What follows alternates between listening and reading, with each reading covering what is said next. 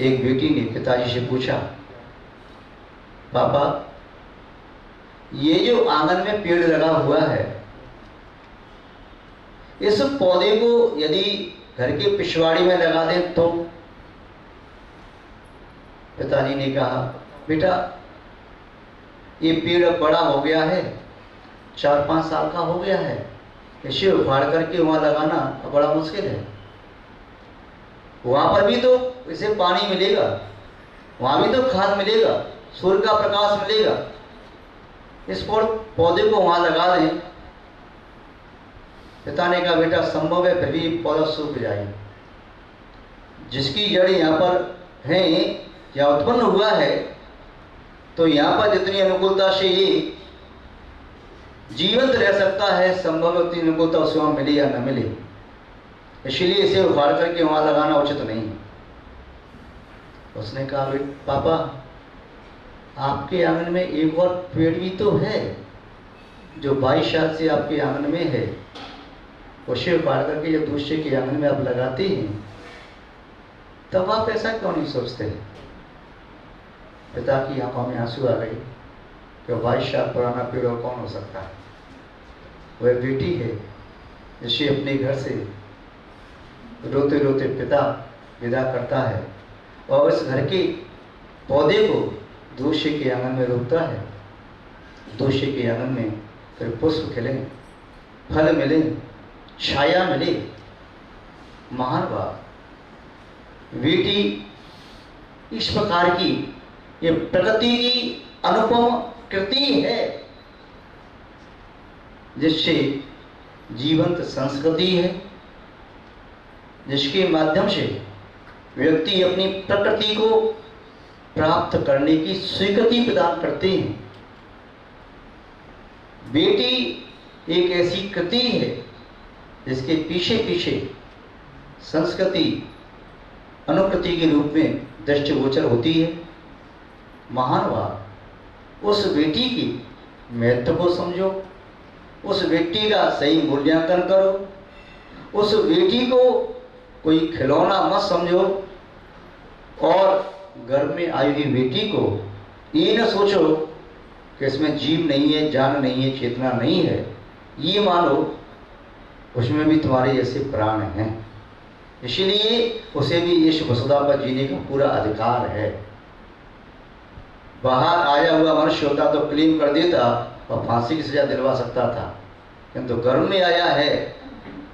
अब बाहर के कोर्ट से तो फांसी की सजा नहीं दिलवा सकता, कि तुमने जो कृत्य किया है उससे बना हुआ कर्म, तुम्हारी आत्मा की साक्षी में हुआ वह दुष्कर्म, परमात्मा की साक्षी में हुआ दुष्कर्म, निस्संदेह उसका फल देगा जरूर।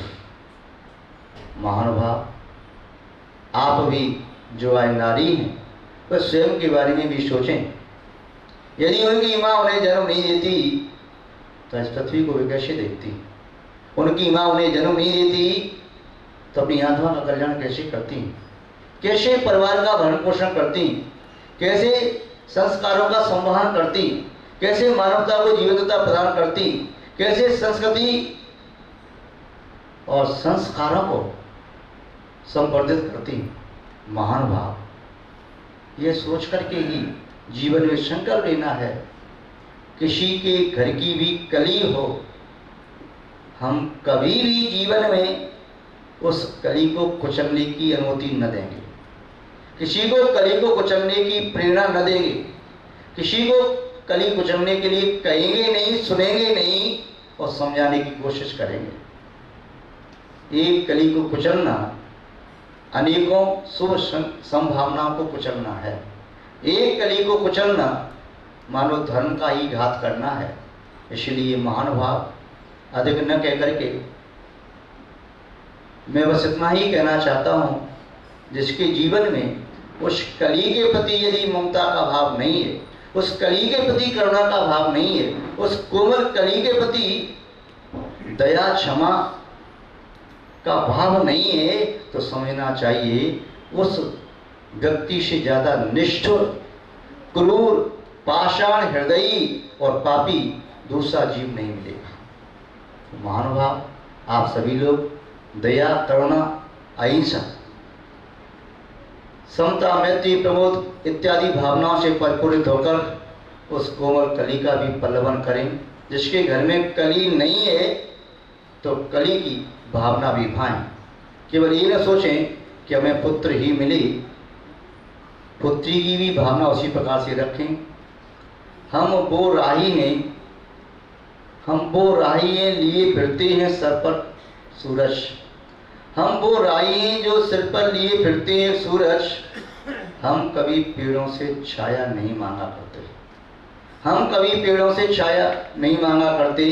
बेटियों के लिए भी हाथ उठाओ मंजर, सिर्फ भगवान से बेटा ही नहीं मांगा करते। भगवान से सिर्फ बेटा मत मांगो, भगवान से वैसे कुछ भी मत मांगो, परंतु जब बेटा मांगते हो तो बेटी भी मांग। और आज भी मुझे इस बात की खुशी है, कई परिवार हैं जो कहते हैं महाराज हमें बेटी प्राप्त हो तब भी उतनी खुशी है, बेटा प्राप्त हो तब भी उतनी खुशी है। और कई परिवार तो कहते हैं महाराज हमारे परिवार में कोई बेटी नहीं, पिताजी की कोई बहन नहीं, हमारी भी कोई बहन नहीं, हमें तो ख्वाहिश है बेटी मिली।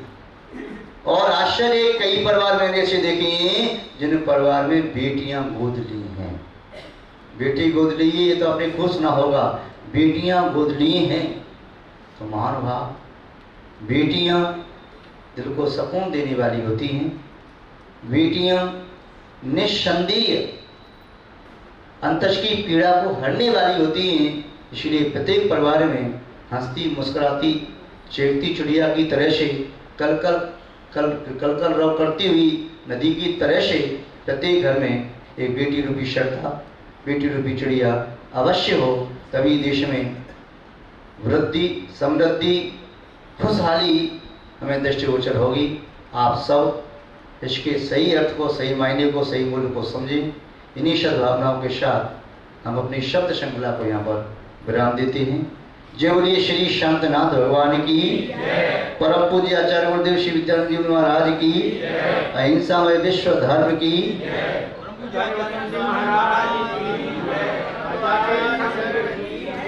जैनम जयतु शासनम विश्व कल्याण कारकम।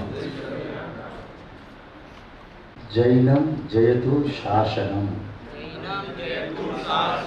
विश्व कल्याण कारकम।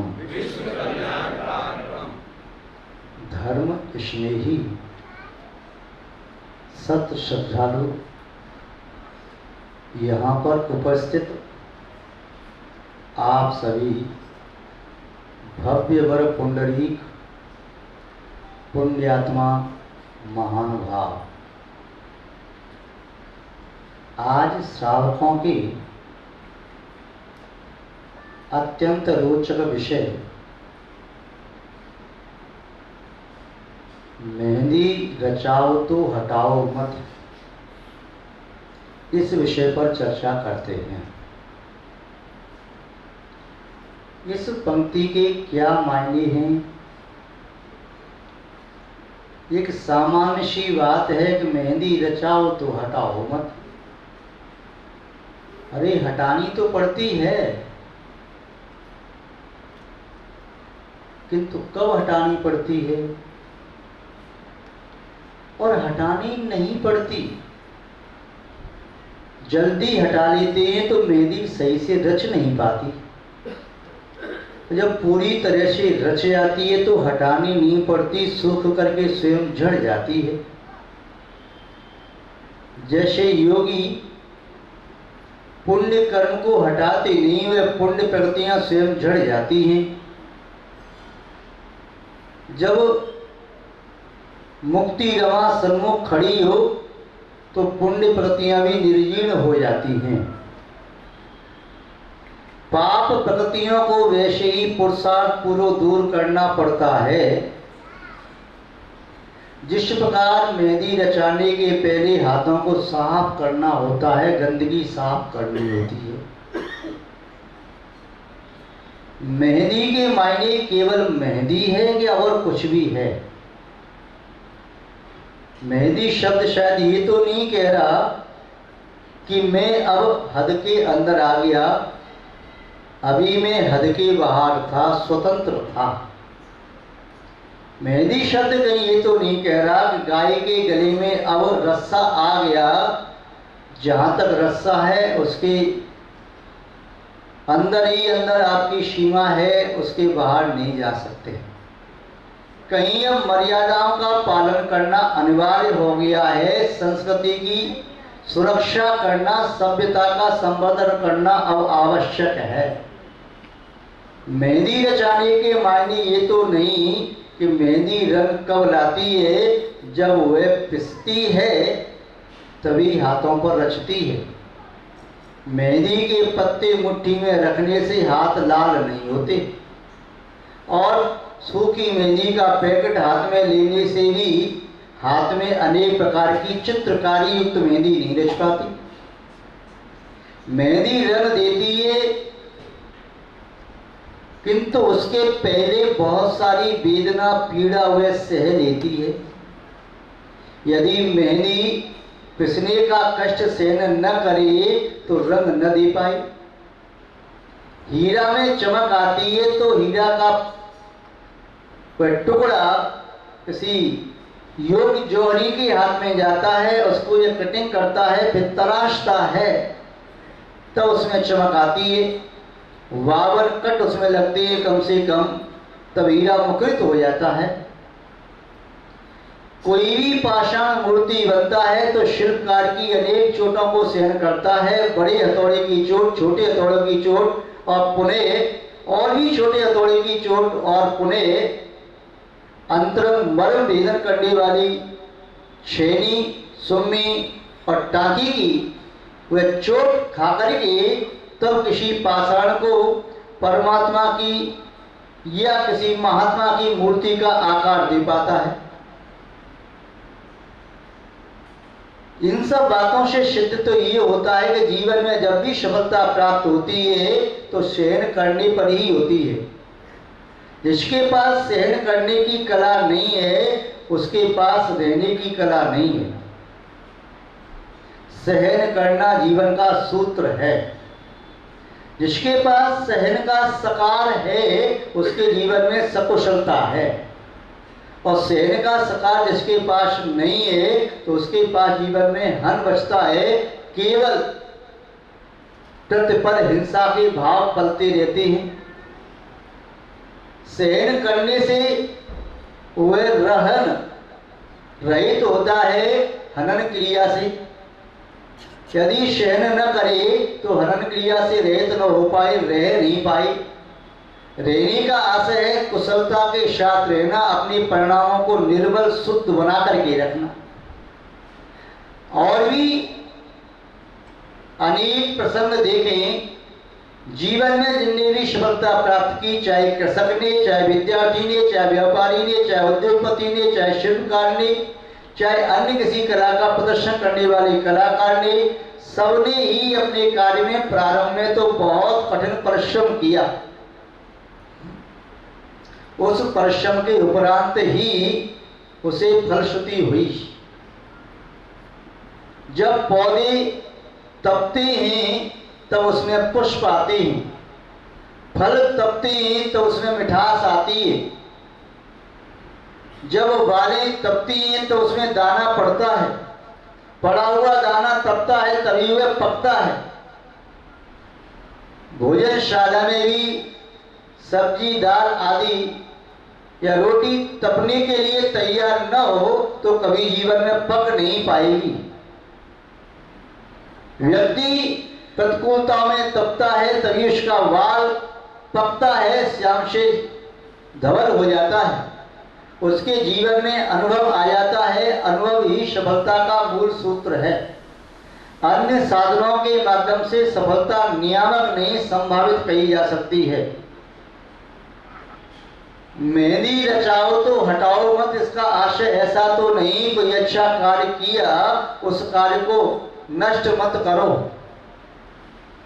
यदि पेड़ लगाया है तो उसे काटो मत। यदि घर में संतान को, किसी जीव को आप लेकर के आई हैं तो उसे मारो मत। यदि कोई दीपक जलाया है तो उसे बुझाओ मत।